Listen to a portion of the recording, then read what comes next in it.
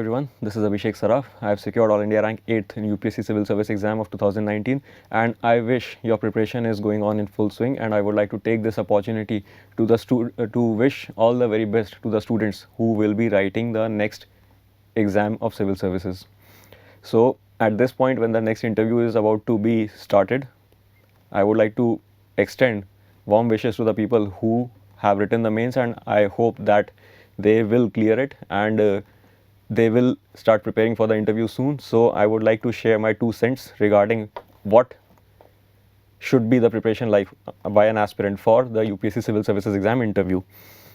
A brief bit about myself: I have appeared in 3 interviews for UPSC Civil Services exam in 2017, 18 and 19 exams. So my 3 experiences were with Mr. Arvind Saxena, Dr. Pradeep Joshi, Dr. P.K. Joshi, and with Dr. T.C.A. Anant.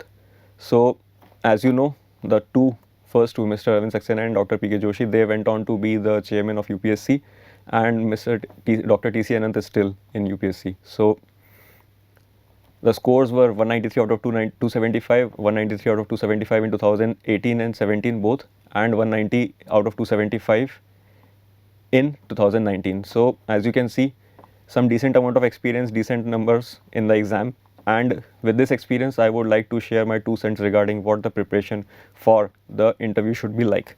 So first of all, let me clear the myths. First, people are confused that why should we be preparing for the interview at all? It is a test of our personality. They want to see what we are like, and if they are going to see what we are like, why do we want to prepare for it? See, first of all, the first question is, please realize that UPSC is giving 30 minutes to you. You are not giving 30 minutes to UPSC.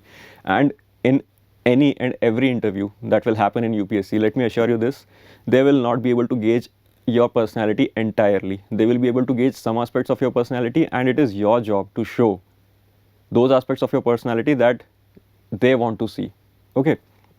So yes, you have to prepare. Why do you have to prepare? Because some partial aspects of your personality will be visible, and it is your job to ensure that those partial aspects of your personality are the ones that they want to see. If you go there unprepared, some aspects of your personality will be seen, but they may or may not be the desirable aspects of your personality. As we go along, it will become more apparent what I am trying to say. So, and why do you want to prepare? Because DAF, situational, current affairs and GS, and HR. These are the 4 kinds of questions that are going to be asked to you in the interview anyway. So, and for each of these, the preparation is different, and customized preparation has to be done for each of these. Depending on your DAF, you might have to spend more time on this or more time on this. I'll tell you how it works as we go along. But preparation is undeniable, preparation is non-negotiable, and preparation is indispensable for this exam. Now coming to, like I mentioned, that some aspects of your personality will be visible, not all of them, only a few of them will be visible. It is your job to show that those aspects are the desirable ones. So what they want to see in you? See, they want to see in you is that you are, first of all, humble, with integrity, inquisitive, compassionate, with leadership skills, having a balance of opinion, rational thinking, constitutionally aligned, optimistic, and trainable, and sincere. So this is basically based on my experiences of 3 interviews. A lot of technical jargon is written in the notification, but it all boils down to these qualities. And this is what they want to see in you. So it is your responsibility to show them these qualities through your DAF, that is your written personality, and the way you come across in the interview, that is your actual personality. And if there is a consistency between how you have represented yourself on paper and how you come across in person, your score will shoot. See, first I'll give you an example of my profile. I was a decent student in school, ranked among the top 2-3 students in school, went to IIT Kanpur, graduated with a CGPA of 9, went to engineering service through UPSC, formerly it was known as IAS, and then cleared civil services exam thrice. So it is no brainer that my personality is going to be very academically oriented, and I had published 3 research papers as well, done 2 foreign internships, graduated with a 9-point CGPA. So my personality is going to come across as very academically oriented on paper. And if I am going to be able to answer and present myself in the interview as an academically oriented person, as a sincere student, then there will be a consistency between how I show myself on paper and how I actually am. And this is not something which is a surprise. You could have foreseen this and you could have prepared. I could have foreseen this and I could have prepared accordingly. And this is what exactly I did. So the point I'm trying to make is that in DAF, you have to show these qualities, and in person, you have to come across like that. And some things will become apparent from your DAF with or without you explicitly doing it. Like my academic culture, my academic personality, my academic orientation, that became explicit from the DAF without even trying, because this is what I have been.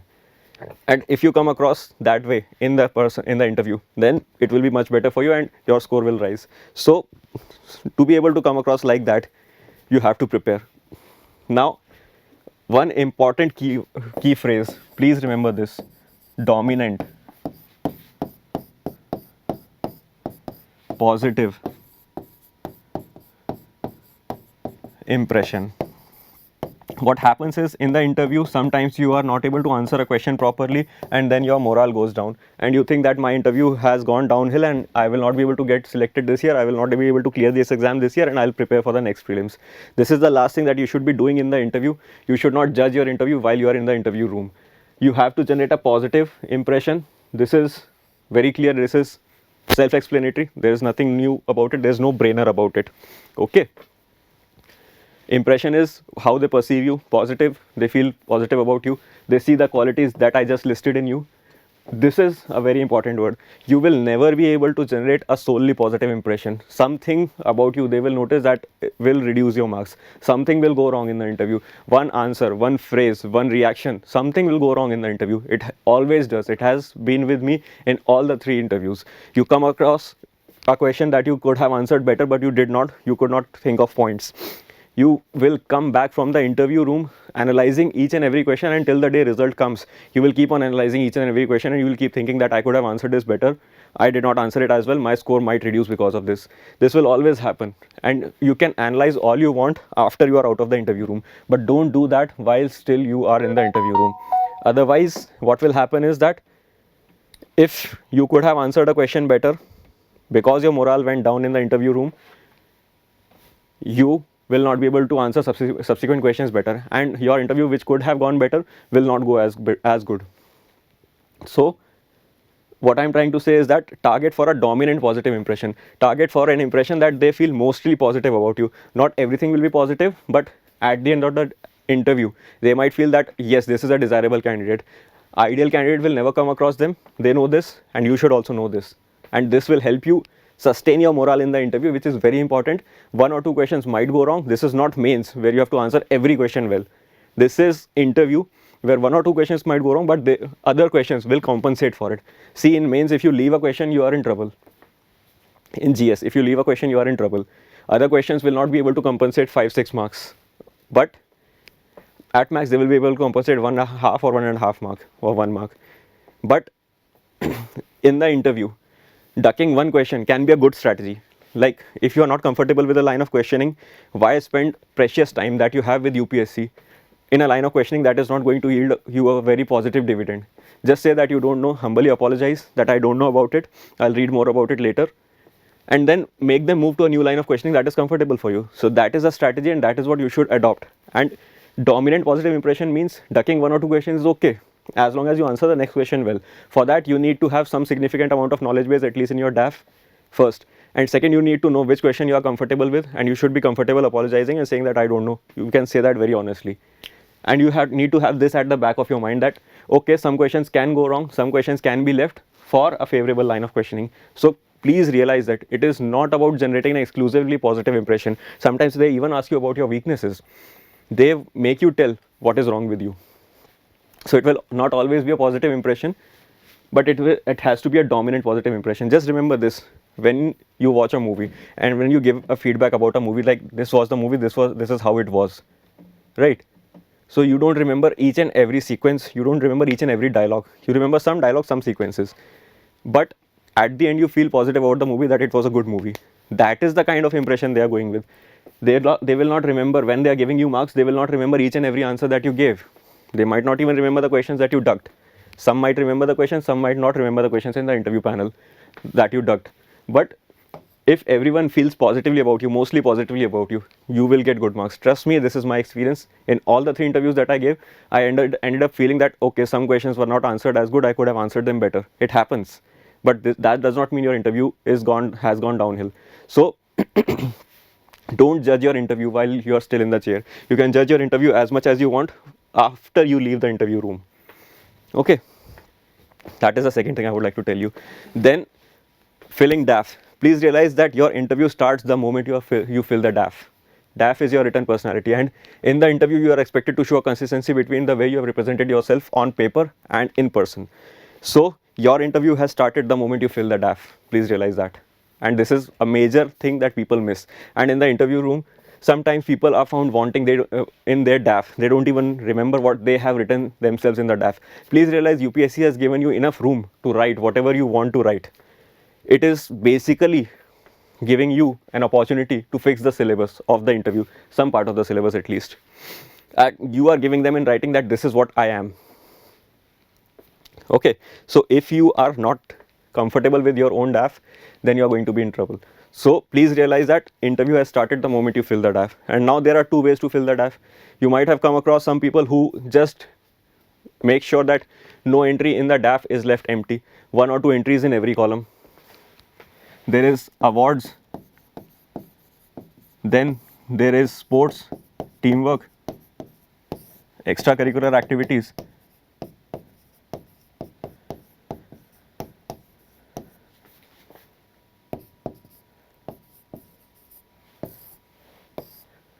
positions of responsibility kind of things. These are the things that are asked of you in the DAF. Now some people just ensure that they have not left anything empty, just filling 1 or 2 entries in each of these categories. And there are some people like me who fill the DAF aggressively. Both the strategies work fine, but you have to prepare accordingly for it. See, both the strategies work fine because if you fill the DAF aggressively, like you have 5-6 entries in each of these, so it is expected that you have done a lot many things in your academic and extracurricular domain. So you must know some significant amount of things about that domain. So it is expected that if a person wants to have an intellectually oriented conversation with you in these domains, you should be able to sustain that conversation. What I mean by that is you should be able to handle 1 introductory question and 3 to 4 cross questions. That is what your DAF should be about. Whatever you fill in the DAF, 1 entry in each column or 4 entries in each column, you should be able to sustain 1 introductory question, 3 to 4 cross questions. If you fill the DAF aggressively, like you fill a lot of entries in each column, in each category, then a lot many questions are expected to come from your DAF. And if that happens, you have an advantage. You can anticipate those questions and you can prepare for those questions. And you can keep them engaged in your comfortable areas. And the questions from HR aspect or current affairs aspect, they will reduce. So you will play in a domain of your comfort, but it can backfire as well. If you have not prepared your DAF thoroughly and properly, and if you have filled an aggressive DAF, you have filled a lot of entries in each category, then you will be in trouble because you have shown on paper that you have done a lot many things, but you're not comfortable talking about any of them in an intellectually spirited manner, so it will backfire. So filling an aggressive DAF requires aggressive preparation of the DAF as well. I filled the DAF aggressively. My DAF is available online. So a lot of information given in the DAF that I've done all these things means a lot of substantiation is also required in the interview room, and vice versa also happens. If you have not filled the DAF aggressively, just 1 or 2 entries in each category, then not many questions will come from the DAF and you don't have to prepare aggressively. But see, the interview panel first prefers your DAF. They ask question from your DAF and that gets exhausted. So they move to current affairs, situational, HR kind of questions. If you don't fill the DAF aggressively, you have to prepare for these questions well, which are sort of a wild card. Anything can be asked. Current affairs, maybe news of 1 week, 1 month, or even 3 months. HR, mein anything they can ask. Situation, mein they can cook up any situation. So if you don't fill the DAF aggressively, then you have to prepare for these domains well. But you can end up spending less time on preparing for the DAF if you have not filled it aggressively, and vice versa also works. So I filled the DAF aggressively and I spent a lot of time on preparing the DAF and less time on situational HR kind of questions. So that is how it works. Let me just give you a list of topics that could have been covered, that were covered in my DAF, and that could have been topics for questions. So first was civil engineering, that was my optional and graduation, then railways, then IRS customs, then NTPC, because I did a project. Then India-US relations, India-Canada relations because of internships. Then academic excellence, earthquake-resistant design, civil engineering and events organization as well. Then IITs, they are themselves a topic where questions can be asked. And then patents, intellectual property regime, research regime in India, because I had some significant profile in research as well. Then Indian Railways, because I was in Indian Railways as well. So all these things collectively make up for very interesting topics on which, on each of them, entire interview can go. But each of them made a very interesting profile in which questions could be asked. So a lot of time used to get spent with me in the interview covering the DAF. Like in the final interview in Civil Service Exam 2019, on 30th July 2020, 3.5 members, almost 4 members were exhausted in my DAF itself. I would say 3.5 members. 3.5 members were exhausted in my DAF. So it was an area of my comfort. It was an area where I prepared well. So that naturally helped me answer well, and that reflected in the score. So what I'm trying to say is that if you fill the aggressive DAF, you will have to prepare it aggressively, and that will be an area of your comfort, and vice versa also works. Now, how to prepare the DAF? See, basically I told you that this is what you give them in writing, that okay, I'm comfortable talking about these things, I've done these things. So you have to prepare them aggressively. And I mentioned that you have to cover 1 introductory question and 3 to 4 cross questions. The idea is that you should be able to drive an intellectually spirited conversation, you should be able to add to their body of knowledge, and you should be able to make them feel that they learn something. Yes, I repeat it again, it is your domain. Unless and until they are a civil engineer as well, I should know more than the board does, at least in the domain of civil engineering. Similarly, I was from railways. If nobody else in the panel is from railways, then it means I should come across as a person who knows more than the entire interview board about railways. Why? Because I was from railways. You have to study that extensively, and that is what my approach was. My notes on railways are available online, and if you go through them, you will realize that these are much more than what a lay person, a person who is not from railways will know. Similarly, my notes on IRS, because I was from IRS, customs and indirect taxes as well. Okay, got selected in 2018 exam. So the point I'm trying to make is that you have to prepare your DAF extensively to handle 1 introductory question, 3 to 4 cross questions in such a way that you are able to contribute to the knowledge of the board. That will add significantly to your impression. And see, like I mentioned, my profile was academic. I had done a lot of research as well as got good marks in college and school as well. So this orientation got substantiated when I added to the knowledge of the board, at least in my areas of comfort. And this is what my strategy was. My strategy was content heavy because I had an academically oriented profile. Now, like I mentioned, when I said that you have to prepare for the interview. So DAF, situational current affairs, HR, how do you prepare for each of these?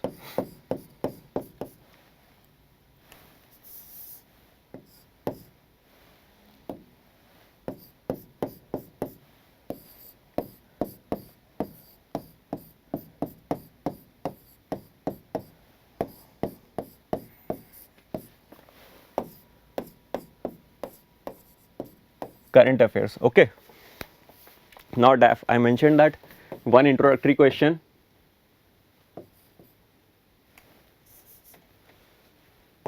1 introductory question and 3 to 4 cross questions.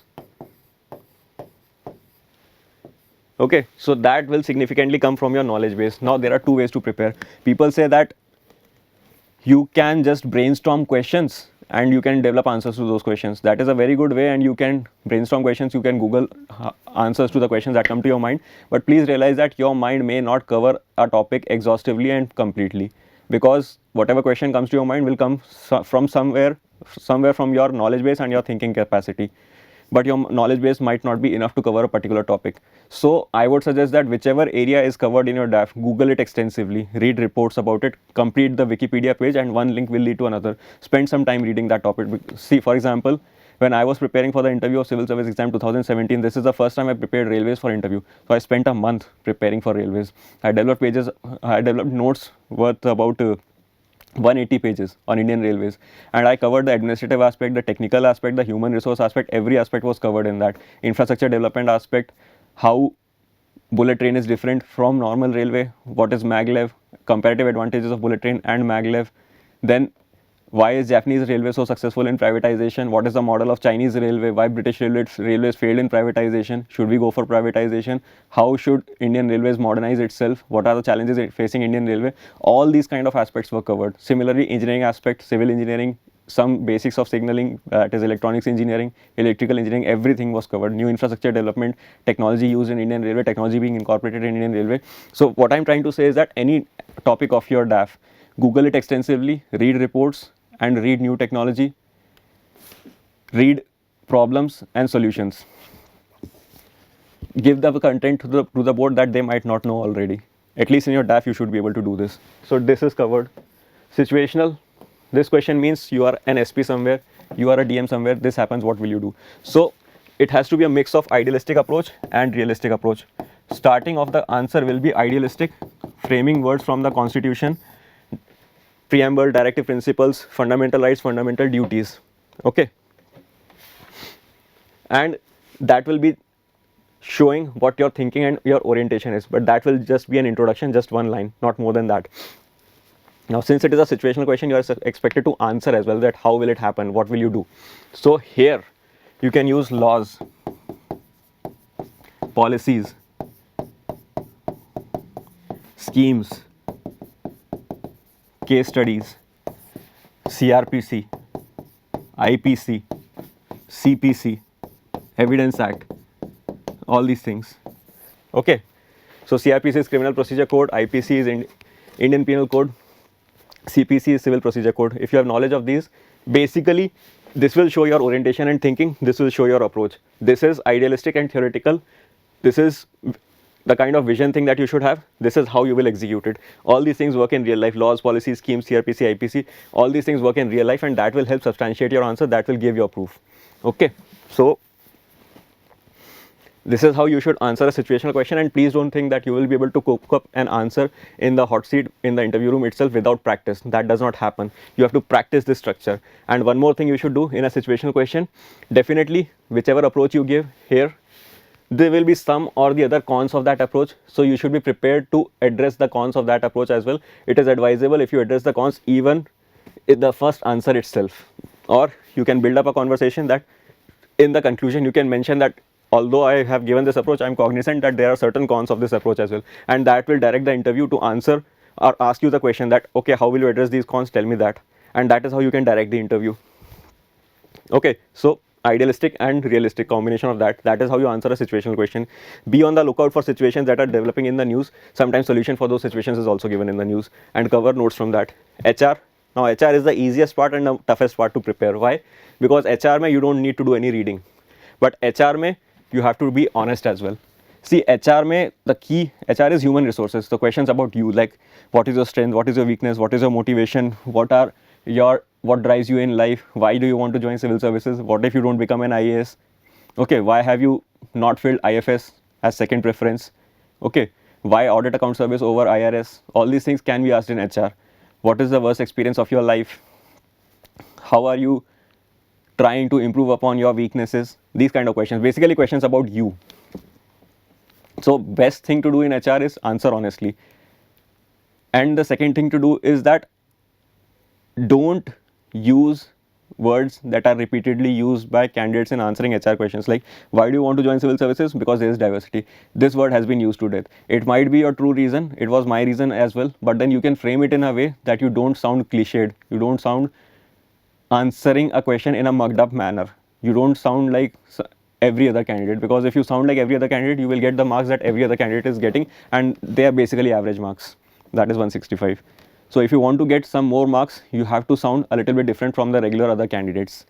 So introspect, frame an answer in a different language. If your answer is just regular candidate's answer, if your answer is just what every other candidate is saying, frame it in a slightly different language. Introspect and substantiate the reason with the instances of your life. That will add reality to your answer, that will add objectivity to your answer. Don't give a mugged up answer, otherwise what happens is that in HR question, first answer is never the trouble. You can say whatever you want. Trouble comes when you are cross questioned, and then sometimes if there is an inconsistency, there's an inconsistency between the first answer that you gave in an HR question and the answer to a cross question, like why do you want to join civil services? Because it was my childhood dream. Then if it was your childhood dream, why did you go to corporate sector? And then you are not able to answer. Why did you go to corporate sector after graduation? Then you are not able to answer. Okay, so this kind of inconsistency comes, if this kind of inconsistency comes, then it means you have mucked up an answer, you have not really thought about it. And a bureaucrat who does not really think and introspect, that is not a very good sign. So HR mein, the easiest thing is that you don't have to read anything. The most difficult thing is that it has to be unique answer, coming from your own life, coming from your own lived experiences. The best answer that you can give is what will naturally feel coming from a person who has represented himself or herself in a certain way on paper. See, when you see a person's profile on paper, you frame a certain kind of idea of what kind of person this should be. Like mine was academic. So the board must have framed an idea. By the way, I was asked this question, why do you want to join civil services, in all the 3 interviews. So the board must have framed some idea that this is that academic oriented kind of person. So if the answer naturally flows from an academic orientation, it will automatically be substantiated, it will automatically feel genuine. And that is what they're looking for, a genuine honest answer rather than a mugged up answer. And that is what you should be targeting at. If you give answer for what are your strengths, then try to give 3 to 4 strengths and have instances from your life ready as to how you realize that they were your strengths. Don't just blurt something out and then not be in a position to substantiate it. Similarly, when they ask you about your weaknesses, don't be over smart and say something that is your strength as a weakness, that I work too hard. Don't do this. Don't say this as your weakness. This is a technique of a bygone era. Try to mention something that is benign kind of weakness, but yet visible to the interview board, even without they asking you this question. For example, my weakness is that sometimes I tend to speak way too quickly, and that messes up my presentation. And that messes up my communication, and effective communication is important for a bureaucrat. So try to show the weaknesses that are already apparent in the interview. Okay, and try to show benign weaknesses. Like, don't say that, sir, I'm very indecisive, I'm not able to take decisions, or I am very short tempered, I'm not able to handle situations of stress. So don't say things like that. That will be a death knell for your interview. Don't say things like that. Okay, and then try to be in a position to answer the question that what are you doing to improve upon your weaknesses. Okay, then current affairs. See, here my approach is that here you should be in a position to answer introductory and cross questions to any extent. Why? Because it is about you and you should know yourself. Here, one introductory question, 3 to 4 cross questions. Here, any number of cross questions and introductory questions. Here, similarly here, one introductory question, 2 to 3 cross questions. And for here, 1 week before the interview, any number of questions. Any number of questions. From news, 1 week before the interview. From 1 month before the interview, one introductory question and 2 to 3 cross questions. And from 3 months before the interview until 3 months before the interview, 2 to 3 months, one introductory question and one cross question. This for topics that have not been in news consistently. So if something was in news 2 to 3 months ago and it has not been in news consistently, then you can answer one introductory question and one cross question. You should be in a position like that. If something has been in news since 2 to 3 months and it is in news even 1 month before your interview, then one introductory question, 2 to 3 cross questions. And here, any number of cross questions, because it was in news yesterday, you should have read it thoroughly. So DAF, situational, current affairs, HR, different kind of approaches for each. Here you have to be a master, you have to have substantial amount of knowledge, you have to know more than the board. Here you have to be honest and unique. Here you have to be aware of the laws as well as your ideologies. Here you have to be aware of the static in topics that were in news, and there is a gradation between the levels of comfort you should have between various topics that were in news. Now, coming to, people say that discussion is necessary in interview, discussion is not necessary in interview. I say it is absolutely necessary, because your opinion regarding a topic may not be well framed. You might not have covered all the facets of the topic, and you might have framed an opinion which is not completely thought out. Discussion helps you narrow that down. Discussion you can also practice speaking the way you will speak in the interview. So discussion is must, at least for 1 month before the interview. How many people in the discussion group? I say 3 to 5. Optimum is 4. Not because it is the average, but 5 may you get good diversity of opinions, but less chance to speak.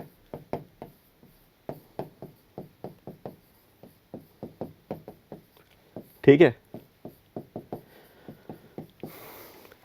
like I mentioned, in discussion, you can also practice speaking the way you will speak in the interview. You can use parliamentary diplomatic language the way you will speak in the interview. So it is actually a practice of speaking in the interview.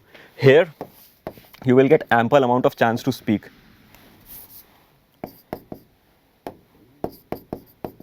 But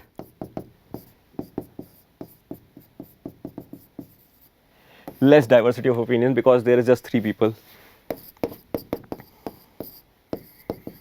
So everyone can pick up topics from the news that they will cover and bring content, and then you can cross question each other's opinion. I'm sorry. Then you can cross question each other's opinion and discuss your ideas, that okay, you think that this is the way to go, this is the pros and cons of a particular approach. I think the pros that you're mentioning, one con has been left out and this is a major con, and I think this approach might not be as productive. So these kind of discussions can be done. For that you need substantial amount of content. 5 people, diversity of content will be there, but chance to speak will be less. Here diversity will be less, but chance to speak will be more. That is why in my experience, I arrived at this figure of 4. Enough content, enough diversity, and enough chances to speak and practice. Now people say that civil services exam is an exam of interview. Civil services interview is an interview of 4 points. That may or may not be true. Please don't buy into the myth that every answer has to be in 3 sentences, just 30 seconds, not more than that. It is not about the length of the answer, it is about how good an answer is in the interview. Let me tell you this. In 2019 civil service exam interview on 30th July 2020, the question was, what will you bring from civil engineering to civil services? And I gave a 2-minute long answer. In questions like that, you can focus on technical aspect as well as a philosophical aspect. I learned some technical things as a BTech, as a undergraduate student. And then there is a philosophy of the discipline from where we can incorporate values and bring in civil services. So I answered that question in 2 minutes, that long an answer. And people say that 30 seconds is the optimum length. It is not. If you are not comfortable in a line of questioning, then you can answer it in 10 seconds and say, I have very limited knowledge about it. I am not comfortable in the topic, and just confess it. Say, suppose if there is a question in which you know very little, but you know for sure that this is true, whatever you know. So you can say, sir, I have very limited knowledge about this, but what I do know is this. So they will naturally not go in the subsequent line of questioning. See, please realize that they have given you 30 minutes, but they are also interested to learn about your personality. If they go into line of questioning where you are not comfortable, you will not be able to answer. You will just say, I'm sorry to every question. Then they will not be able to judge your personality. So they also want to talk to you in a domain that you are comfortable. And if you clearly mention that I'm not comfortable in this domain, they will not cross question you subsequently. So it is your job to bring them to a domain in which you are comfortable. So like I was mentioning that in 4 points, it is not necessarily that you have to just say 4 points, and then it is not necessarily that you have to mention your answer in 30 seconds only. It can be 2 minutes long. As long as your answer is engaging,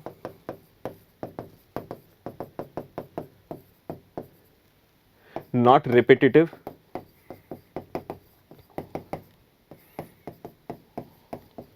it builds the conversation.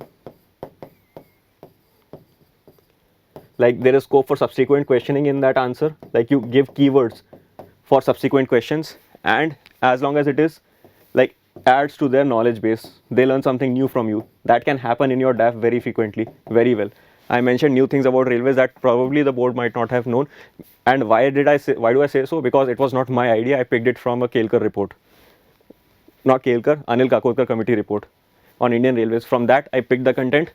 Obviously I did not quote, because in interview you're supposed to give your opinion, and I agreed with that, whatever was written in the report. So I did not quote, but I mentioned that this is a reform that should be brought in Indian Railways. And since it was written from a report, it may not have been in the knowledge of every person, but it was very engaging. It added to the content and it elevated the level of discussion. Why? Because it was by an expert committee which went into a lot of depth and then gave a suggestion. I thought it was a good suggestion as well. That is why I gave in the interview. But then it added to the knowledge base, it was intellectually engaging, and it was productive. So you can give long answers as long as they are not repetitive, they are engaging, and they are productive. They elevate the conversation to a higher intellectual level. So don't think that you have to just give 4 points. You can give 1 point as well, and you can give 10 points as well. Depends on your level of comfort. And like, realize, if I'm going to give a cricket analogy, the ball in which you can hit a sixer, do hit a sixer. The ball in which you just want to duck it. So 1 point, 10 point, most of the answers might be 4 points, but then you can go in the extremes depending on which answer you can give well, which answer you know you can score well. Like I mentioned about the civil engineering to civil services answer, 2-minute long answer, about 10 points, 10, 11 points. Now 4 points. Okay, let's assume you are going to give 4 points in every answer, but these don't necessarily have to be 4 points that come to your mind first. At least in DAF, it does not have to be so. So what will you do is, my personal approach, like I told that I was academically oriented, and that reflected in my preparation as well as in my interview. So when I was preparing for a particular topic, I used to correct 10, 12 points.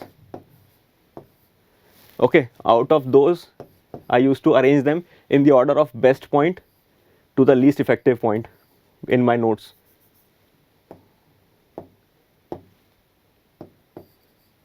Okay, so most effective to least effective. Point number 1, most effective solution. Point number 2, less effective, and point number 10, least effective. Then I used to mug them up. Yes, interview is a lot about mugging if you have new knowledge and new content. Okay, so what reforms can be brought in railways? Collected 10 points from internet, various reports, railways, articles on railways and things like that. Collected 10 points, arrange them in an order of priority, mug them up.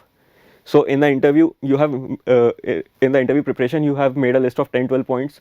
You mark them up. In the interview room, if you are asked this question, you might remember 7, 8 points. You might be given enough time to say all those 7, 8 points. You might not be given enough time.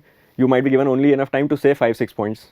Okay, but since you have done this exercise, collected good points, arrange them in an order of priority, mark them up. Since you have put in this effort, the points that you do say will be the best points, the crux of reforms that should be. For example, if the question is reforms in Indian Railways, the crux of the points will be the best.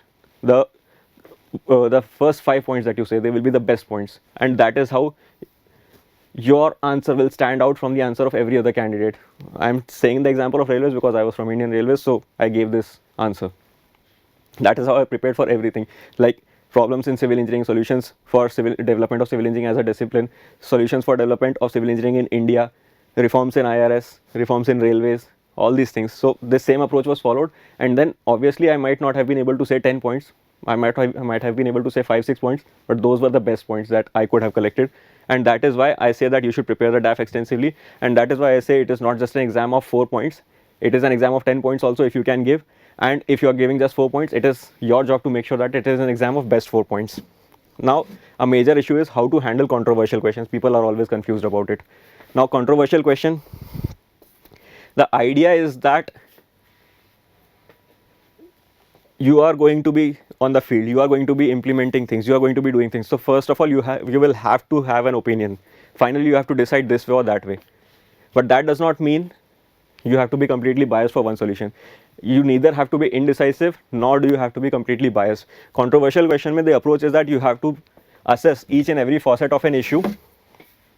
After that, you have to make sure that you have analyzed the pros and cons of each and every approach, and based on a rational thinking, analyzing the pros and cons of each and every approach, you picked an approach that has least amount of cons and maximum amount of pros, and that you are prepared to handle the cons of that approach. That is what balanced opinion is, and it has to be aligned with the constitution, the laws, and the values of the country as a whole, like enshrined in the preamble, fundamental rights, fundamental duties, DPSPs, these kind of things. So it has to be aligned with the constitution, it has to be rationally thought out, analyzing the pros and cons of each and every approach, and then picking out the approach that has least amount of cons and maximum amount of pros. So this is what balanced opinion is. It is not about just presenting one opinion and saying that this is the best because somebody told me or I mugged it up. You have to come across as a person who has thought it out. And how do I present it? There are few approaches: +1, +2, -1. It means if they ask your opinion about something and you fundamentally agree with that thing, so you can give 2 pros, 1 con. If you don't agree, 2 cons, 1 pro. It can be +3, -2, plus, or -4 plus 3, depending on how much content you have. But if you don't agree, you will talk more about the cons, and if you agree, you will talk more about the pros. That is kind of thing that you should do for a balanced approach while answering a controversial question. Don't just give the pros or don't just give the cons. Give them both, but give more pros if you agree, give more cons if you don't agree. So you are certainly messaging that I don't agree, but it is not as if I have not noticed or analyzed the pros as well. Similarly, intention and implementation. If you don't agree with an initiative, you can say that the intention is very good behind an initiative, but the implementation may be improved. Similarly, you can say that in the short term, it will be beneficial, but in the long term, analysts have suggested that there might be cons to it. For example, typical example of this is loan waiver. In the short term, it has advantages. It alleviates the distress of farmers. It improves the situation of the farmers stuck in the debt trap, but it might not be very productive in the long term because capital expenditure reduces, the credit culture becomes deteriorated. So this is what experts have suggested. So short term, long term, intention, implementation, +1, -2, +2, -1, these kind of things can be done, okay, to handle controversial questions. Now people are confused that how should I answer 4 points, 30 seconds, what approach do I follow? I say introduction, body, conclusion. That is a typical approach you follow for mains, you will follow that for interview as well. What do? In the introduction, you can either explain that not the mains approach of introduction, body, conclusion, that is different in the interview.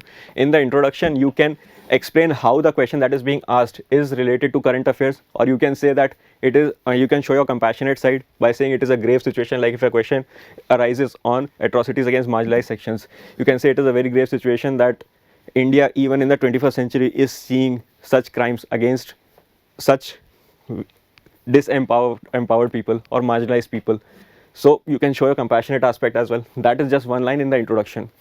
In the body, you will show pros and cons, +1, -2, +2, -1, intention, implementation, whatever you want to show, like 10 points, 5 points, 1 point, whatever you want to show. That will be the body. And the conclusion, if the question asks, you can give the solution in the body itself. That will be the body. In the conclusion, what you can do, like I mentioned about directing the interview or taking the interview in a particular direction of your comfort. See, UPSC they don't have the DAF beforehand. They see the DAF for the first time then and there, and they frame the questions right then and there. So they don't have the DAF beforehand, and they don't get time to frame questions beforehand. They don't get time to prepare a list of questions like it is done in mock interviews. So they generally ask whatever comes to their mind, and what comes to their mind depends on the last thing that you say as well, many a times. So if you give a keyword for a question in the last sentence of your answer, it is possible that a question will come from that keyword and that domain, and it is your job to make sure that you are prepared with a list of keywords from your DAF, from your areas of your comfort, from the topics of your comfort. You have prepared a list of keywords and you are able to use them in your answer whenever you want to. So that way you can shift from DAF to current affairs. Like a question is being asked from a topic in your DAF, and that topic was in news also. So in the last line you can mention it was in news regarding this reason as well, and they will start talking about the news. So you have once again taken the interview board from an area of comfort of your DAF to the news aspect, and you are making them spend more time on an area of your comfort, and that is what you want to do in the interview. That will enable you to show the aspects of your personality, like knowledgeable, inquisitive, humble, these kind of things, compassionate, sincere, these kind of things, by giving solutions. I can give you an example.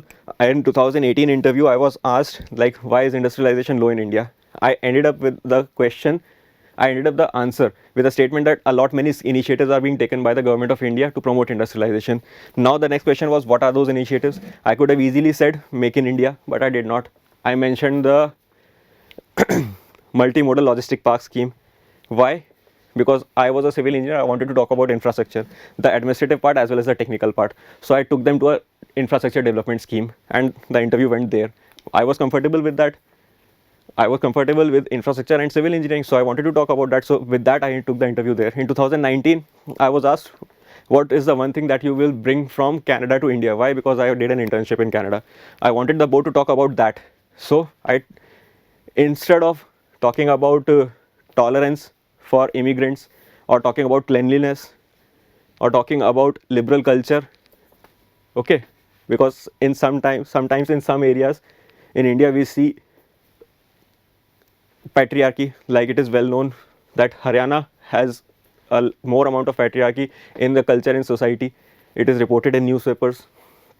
Similarly, the culture of child marriages, it is prevalent in several pockets in the country. So rather than talking about these things, that I will bring these things from Canada to India, I talked about research. Why? Because research was an area of my comfort. I had done significant amount of work as an undergraduate student in research, and I wanted to talk about that. So I mentioned in the answer about what will you bring from Canada to India, I mentioned multidisciplinary research. And incidentally, that very day, the National Education Policy 2020 had come. So the line of questioning went into that domain, and it was an area of my comfort. What I'm trying to say is that in introduction, body, conclusion, in introduction you show compassionate aspect, you relate it with the news, you show the interviewer that I know why you're asking this question.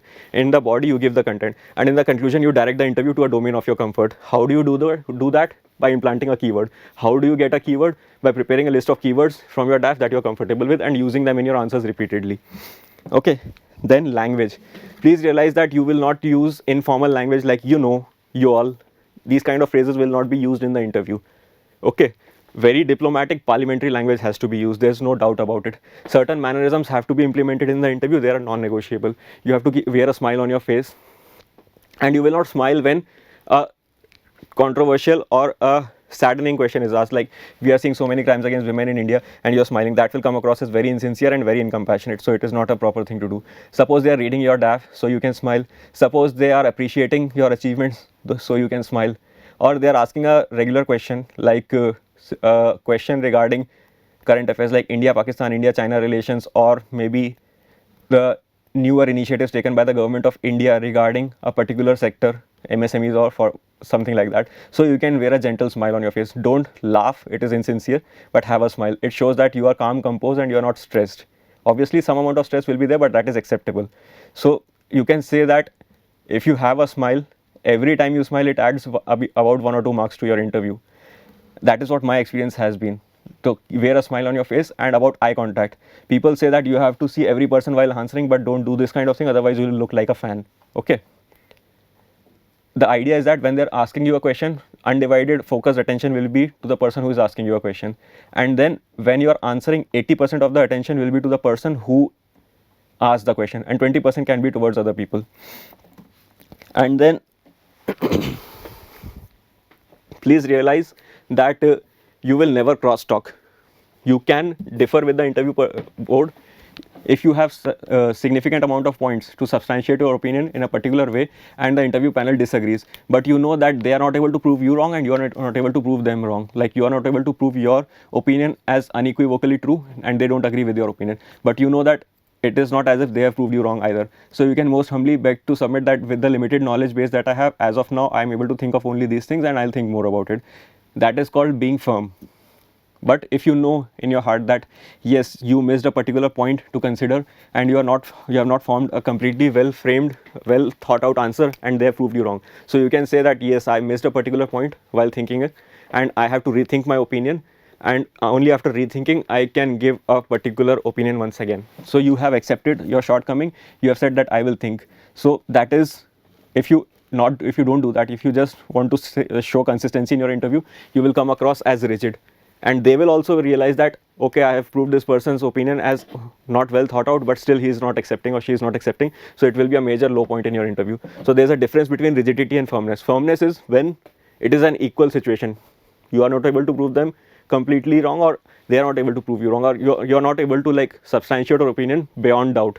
And they are not able to do that either. So you have to be firm that, in my opinion, this is what it is.